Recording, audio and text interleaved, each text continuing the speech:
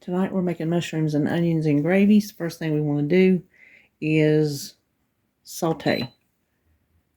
When it reads hot, then we'll add 2 tablespoons of butter. Now we'll add 2 tablespoons of butter. Let that melt.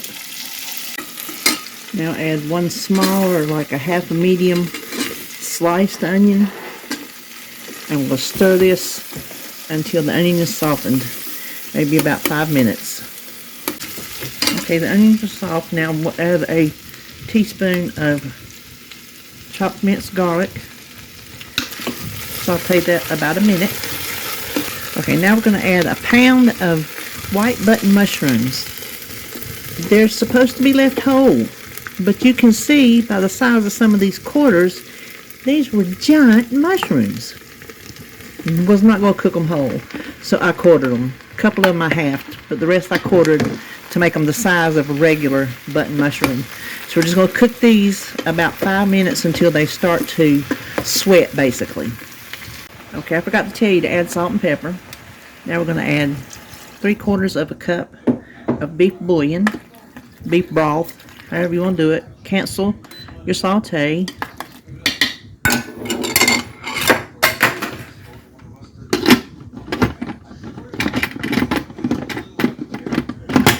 Here we go. Put the lid on, close the vent, pressure cook for 3 minutes.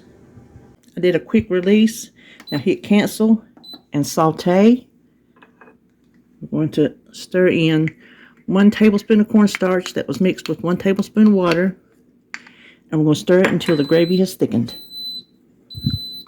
Okay, I am adding another tablespoon of cornstarch and water because it just was not getting thick as much as I wanted. Okay, that automatically made it thick. See? Alright, hold on, we'll see what we got. Okay, let's look. Isn't that a beautiful mushroom and onion gravy?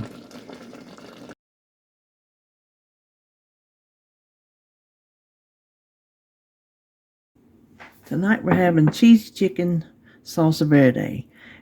Recipe calls for 1 pound of boneless skinless chicken thighs. I only freeze 3 at a time because that's all we eat.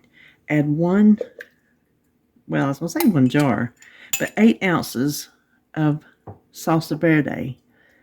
This is my homemade green tomato salsa that is absolutely delicious, and it is just like a salsa verde, just a little chunkier. Make sure all your chicken is covered. Then we are going to cook this on high for 25 minutes. Okay, after the 25 minutes, I did a quick release. Then we're going to take the chicken out. I'm going to wipe off some of that. And add it to a separate bowl. Turn the pressure cooker off and put it on saute. And you can see how much liquid this made. So what we're going to do is we're going to add 1 tablespoon of cornstarch mixed with 1 tablespoon of water. And we are going to stir this until it starts to thicken. While this is thickening, we're going to shred our chicken. Now that the sauce is thickened, we're going to take some Monterey Jack cheese. You could use pepper jack. We just don't like the heat. And do a little at a time, stirring after each addition until it melts. Once your cheese is melted, go ahead and turn the pot off. And if I didn't mention, that is 8 ounces of cheese. Now we're going to add our chicken back in.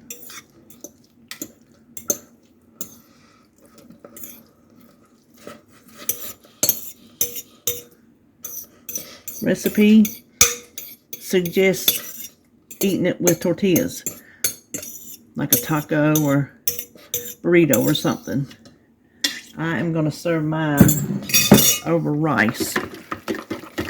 We're dishing it up. Look at that cheese. I took the pot out because it was still cooking and I didn't want it to stick to the bottom. All right, let me give this a taste. I can't wait. This is insanely delicious. It will be good in a tortilla, equally as good on rice. Very delicious. This is a definite do-over.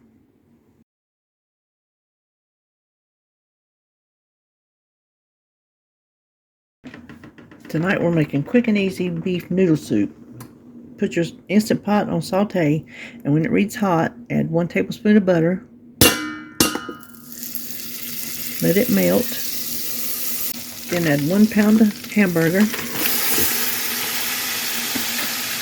We're going to cook it till it's done. Alright, now that the beef is browned, we're going to add some vegetables. We have 3 stalks of celery sliced, 2 carrots, and about half an onion. To that we're going to add a half a teaspoon of salt and a teaspoon of dried thyme and some pepper.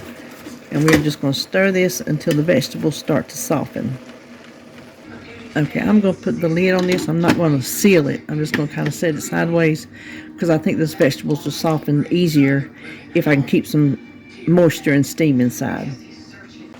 Okay, now we're going to cancel, saute, add an 8-ounce can of tomato sauce.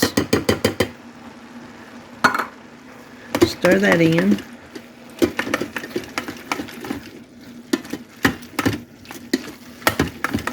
I'm going to rinse the can out with some of this beef broth.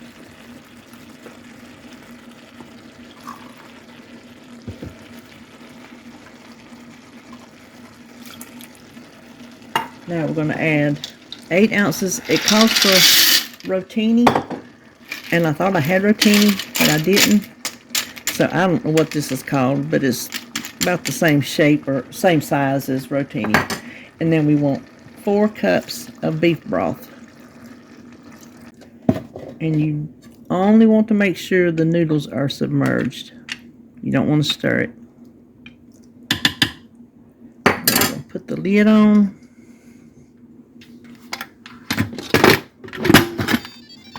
Hit the soup broth button. Set it to 5 minutes. And when the 5 minutes is up, we're going to do a quick release. This is right after quick release. You can see it was boiling real good. So let's stir this up and see what we got. Oh, it's so pretty.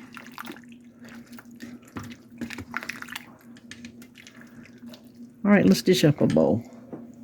There it is. It's a little bit too hot to give a taste, but I know it's going to be delicious. You can just look at it and tell. So there you go. Our quick and easy beefy noodle soup.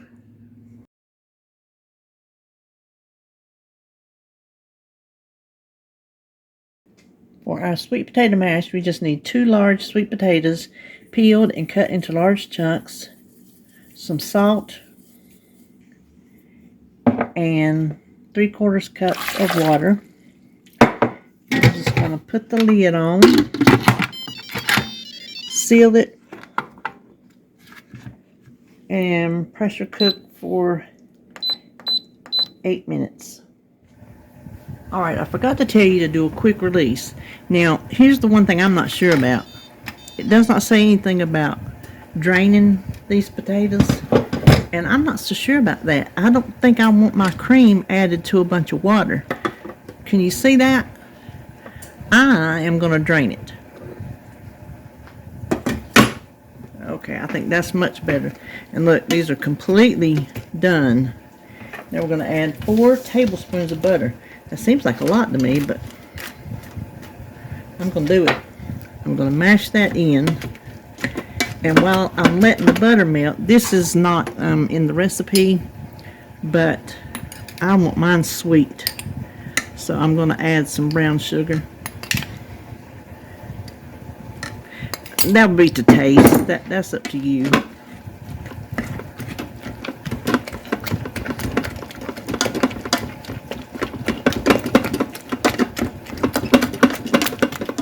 Now, it also calls for heavy cream, which I don't have. I have half and half. And I'm not going to put as much as they say in because I think that might make it too watery. So I say just eyeball your amount of cream.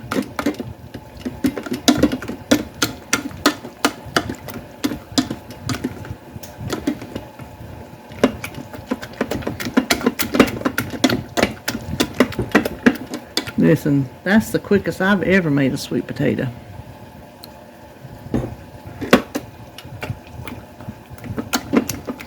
So let me get a little dish out and taste it. All right, now, this is good. It's real good. Yeah, it did need that butter. The half and half was fine. You do not need heavy cream if you don't want it.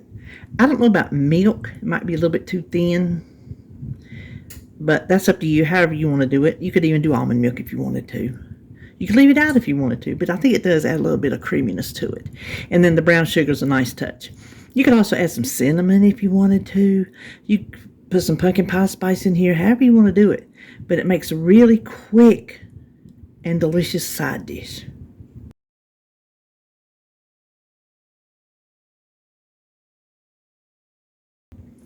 Our last dish is ground beef. I've got it on saute. It says hot. We want to add 3 tablespoons of butter. This is ground beef stroganoff.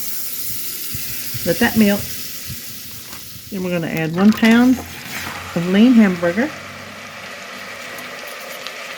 about half an onion chopped, 2 cloves of garlic minced,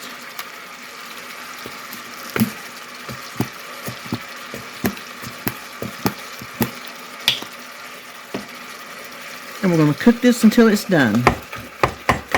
Okay, now we're going to add 8 ounces of sliced mushrooms, half a teaspoon of salt, 1/4 teaspoon of pepper, and 1/4 teaspoon of paprika. And we're just going to cook this until these mushrooms start to soften up. Now that the mushrooms have started to get soft, we're going to add 8 ounces of extra wide egg noodles and 3 cups of chicken broth, beef broth. And this is just reconstituted beef bouillon. You can see some of it didn't quite dissolve. It's the better than bouillon. I had some of that in the refrigerator I forgot about. So we just want to stir this to combine.